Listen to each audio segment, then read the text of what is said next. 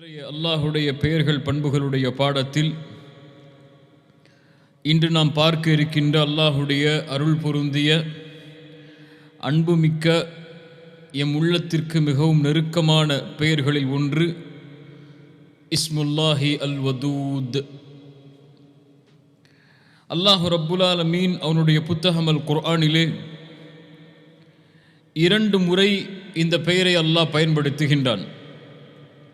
சூரா ஹூத் 90வது வசனத்தில் அல்லாஹ் சொல்கிறான், நபி ஷுஐப் அலைஹிஸ்ஸலாம் சிறந்த பேச்சாளர் ஆற்றல் மிக்க நபி என்று அழைக்கப்படக்கூடிய ஷுஐப் அலைஹிஸ்ஸலாம் தன்னுடைய சமூகத்திற்கு வெற்றியின் பாதைக்கு வழியை ஏற்படுத்துகிறார்கள். அப்போது சொன்னார்கள், வஸ்தக்ஃபிரு ரப்பக்கும், உங்களுடைய ரப்பிடத்திலே நீங்கள் பாவ மன்னிப்பை தேடுங்கள். சும்ம தூபு இலைஹி, அதன் பிறகு அவனை நோக்கி நீங்கள் திரும்பி விடுங்கள். ஏன்? இன்ன ரப்பி ரஹீமுன் வதூத், என் இறைவன் ரஹீம்.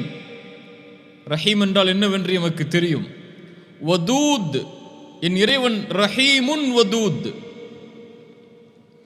சூரத்துல் புரூஜ் அல்லாஹ் 13வது 14வது வசனத்தில் அல்லாஹ் சொல்கிறான், இன்னஹு ஹுவ யுப்திஉ வ யுஈத் வ ஹுவல் கஃபூருல் வதூத்.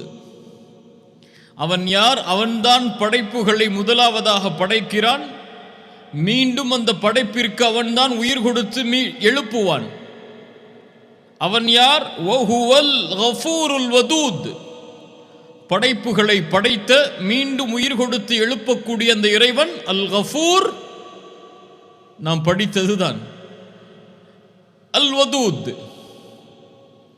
அல்லாஹ் இந்த 2 வசனங்களில் தான் அவனுடைய பெயராக பண்பாக அல்லாஹ் அல் வதூத் என்ற அல்லாஹுடைய பெயரை அல்லாஹ் பதிவு செய்கிறான்.